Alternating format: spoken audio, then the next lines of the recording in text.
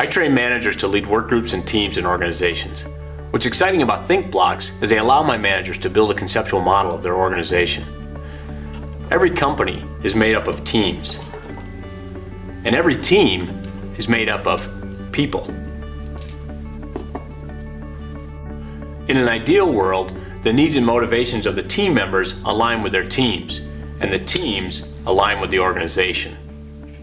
But that's where things get messy. The world of business is messy. It's never ideal like our management theories. Think Blocks allow me and my managers to build conceptual physical models and help to align all of the interrelated parts that make up organizations.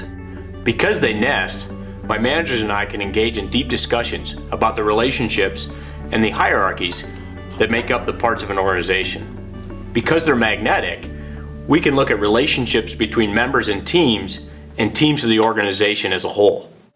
The reflective surface allows my managers to model how their members view themselves from the perspective of the team or from the perspective of the organization as a whole, and also how the teams in the organization are viewed from the individual's perspective.